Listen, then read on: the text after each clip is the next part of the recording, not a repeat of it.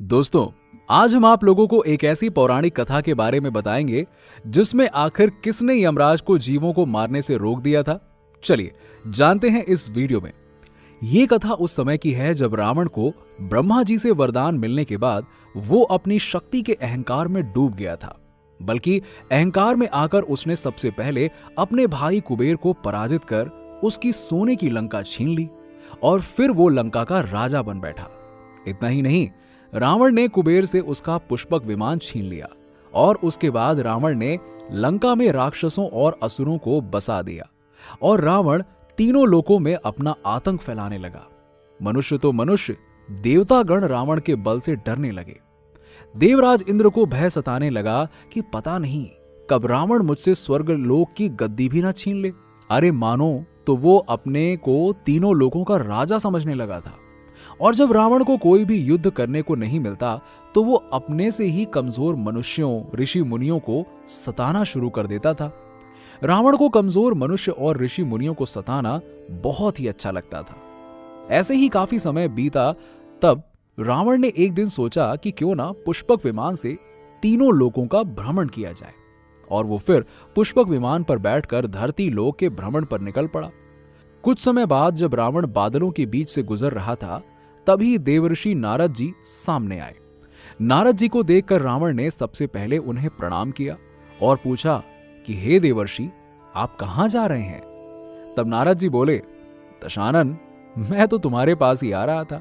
नारायण नारायण, तुमसे मैं ये जानने के लिए आया हूं कि परमपिता ब्रह्मा जी से मिले वरदान के बाद जब तुमने तीनों लोगों को जीत लिया है और उसके स्वामी बन गए हो, फिर भी मुझे यह समझ नहीं आ रहा कि तुम अपने से कमजोर मनुष्यों को मारते क्यों रहते हो। अगर तुम्हें अपनी शक्ति पर ज्यादा ही गुमान हो गया है तो मृत्यु के देवता यमराज के पास जाओ, उनसे युद्ध करो, क्योंकि जब तक तुम यमराज पर विजय प्राप्त नहीं करते हो तब तक तुम विश्व विजेता नहीं कहला सकते हो। नारद जी की बात सुनकर रावण ने कहा, देवर्षि, आपने ये बात तो बिल्कुल सही कही है। मैं इसी समय यमराज के पास जाता हूं और मैं आपको ये वचन देता हूं कि मैं सबको परास्त करूंगा। इतना ही नहीं, मैं सब प्राणियों को मृत्यु देने वाले उस सूर्यपुत्र राम को भी मार डालूंगा। इतना कहने के बाद उसने देवर्षि नारद को प्रणाम किया और पुष्पक विमान से दक्षिण दिशा की ओर चल पड़ा। इधर नारद जी रावण को यमपुरी जाता देख वो भी तुरंत यमपुरी की ओर चल दिए और रावण से पहले ही वहां पहुंच गए। यमपुरी पहुंचकर नारद जी ने देखा कि यमराज अग्नि को साक्षी मानकर यमलोक आई आत्माओं के पाप पुण्य का हिसाब किताब कर रहे हैं। तभी यमराज की नजर नारद जी की ओर गई और उन्होंने उठकर नारद जी को प्रणाम किया और बोले, देवर्षि, आप कुशल तो हैं ना? प्रणाम है आपको। यहां आपका आना कैसे हुआ? तब नारद जी ने कहा कि सूर्यपुत्र यम, मैं आपको एक महत्वपूर्ण खबर देने आया हूं।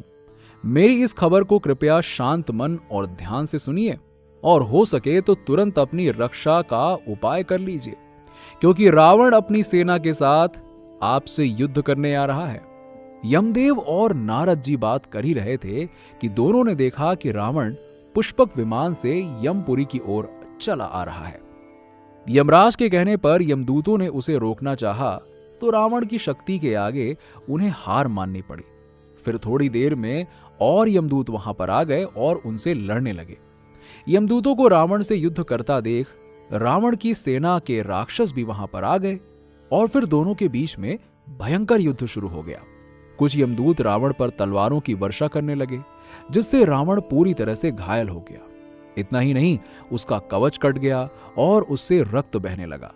उसकी ये हालत देखकर राक्षस घबराकर भाग निकले।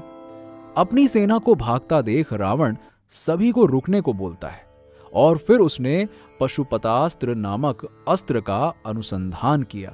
पाशुपतास्त्र नामक अस्त्र वो आग की तरह जल उठा। पाशुपतास्त्र के प्रभाव से यमदूत के सैनिक हार गए और सभी यमदूत मोक्षित हो गए।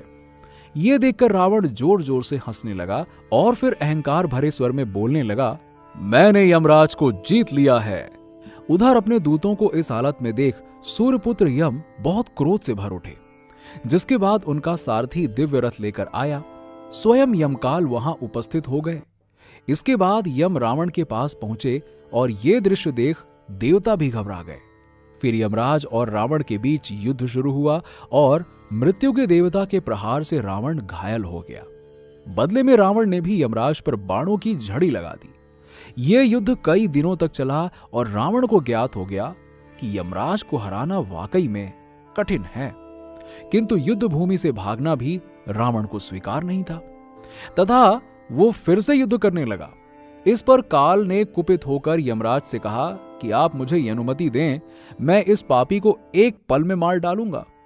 यमराज ने काल को रोका और बोले, तुम ठहरो, मैं इस पर काल दंड का प्रयोग करूंगा। यह कहकर उन्होंने रावण पर प्रहार करने के लिए काल दंड हाथ में उठाया तो चारों तरफ अग्नि जल उठी। ये सब दृश्य देवता भी यम और रावण के भयानक युद्ध को देख रहे थे। यमराज काल दंड से प्रहार करने ही वाले थे कि ब्रह्मा जी वहां पर आ गए और उन्होंने यमराज से कहा कि काल दंड के चलाने से मेरा वरदान असत्य हो जाएगा। क्या तुम ये चाहते हो कि मेरे वरदान की मर्यादा नष्ट हो जाए? ये सुनकर यमराज ने फौरन काल दंड को नीचे कर दिया और बोले, परमपिता, आपके वरदान और काल दंड दोनों का सम्मान करना मेरा धर्म है। इतना कहकर यमराज वहां से गायब हो गए, जिसके बाद रावण ने यह समझा कि उसने यम को जीत लिया और वो वहां से लंका लौट आया। दोस्तों, उम्मीद करते हैं कि आप लोगों को यह वीडियो पसंद आया होगा और यदि पसंद आया तो आप वीडियो को लाइक करें और हमारे चैनल को सब्सक्राइब जरूर कर लें।